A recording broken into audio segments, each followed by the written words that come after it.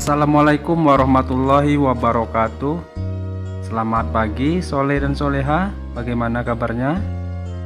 Semoga selalu sehat dan selalu dalam lindungan Allah Subhanahu wa ta'ala.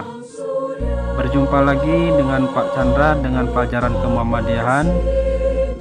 Seperti biasa, sebelum kita mulai pelajaran, kita berdoa terlebih dahulu agar ilmu yang kita pelajari mendapat keberkahan.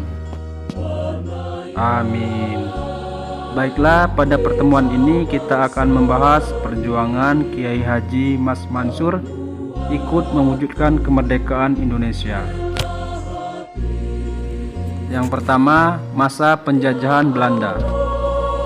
Suasana kota Surabaya yang ramai akan hiruk-pikuk semangat kebangsaan membuat Kiai Haji Mas Mansur memilih Sentral Sarekat Islam atau CSI sebagai lahan pengabdiannya di bidang politik, yang kemudian terpilih sebagai penasehat CSI.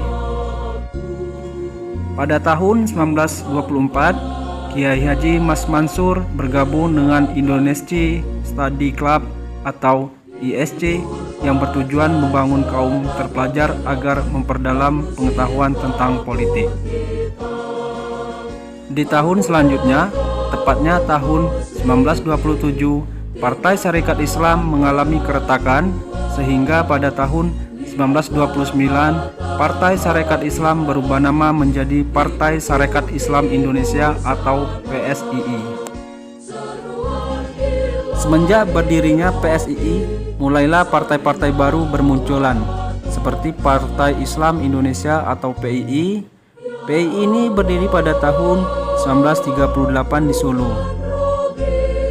6 bulan setelahnya, atas prakarsa Kiai Haji Mas Mansur dan Erwinoho mewakili partai tersebut mendirikan Gabungan Partai Indonesia atau GAPI pada tahun 1939. GAPI ini mempunyai tujuan pokok yaitu menuntut Indonesia berparlemen.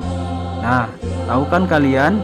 Salah satu program PII yang paling menarik dan relevan yang hingga saat ini masih dirasakan oleh bangsa Indonesia adalah sebuah negara kesatuan Indonesia di bawah suatu pemerintahan pusat yang bersifat demokratis.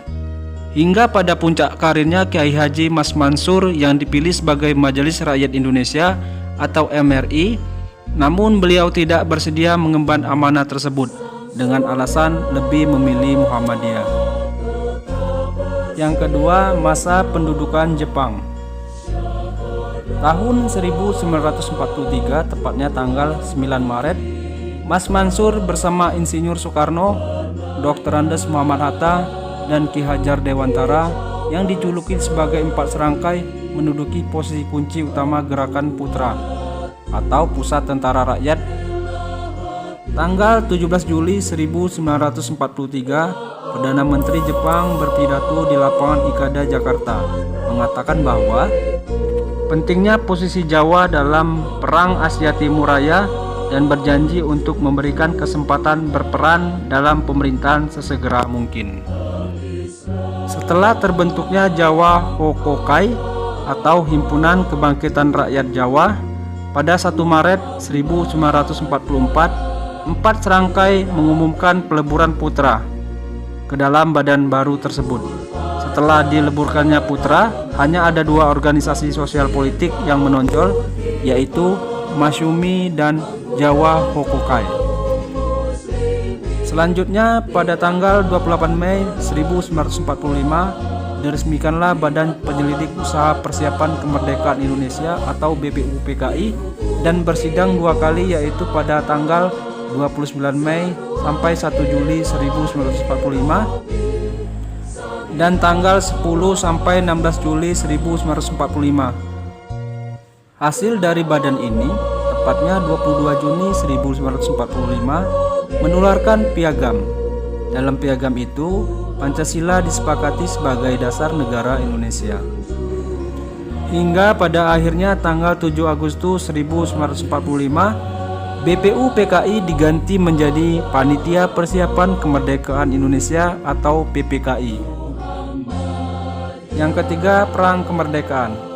Ketika Perang Kemerdekaan di Surabaya pada tanggal 10 November 1945, Kiai Haji Mas Mansur ikut berjuang memberikan semangat kepada barisan pemuda untuk melawan kedatangan tentara Belanda atau Nika.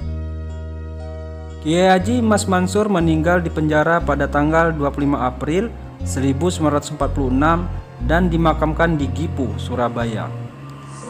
Atas jasa-jasa beliau, pada tanggal 17 Agustus 1960, beliau mendapatkan anugerah Tanda Kehormatan Bintang Mahaputra II oleh Presiden Insinyur Soekarno dan ditetapkan sebagai pahlawan nasional berdasarkan Kepres nomor 162 tahun 1964.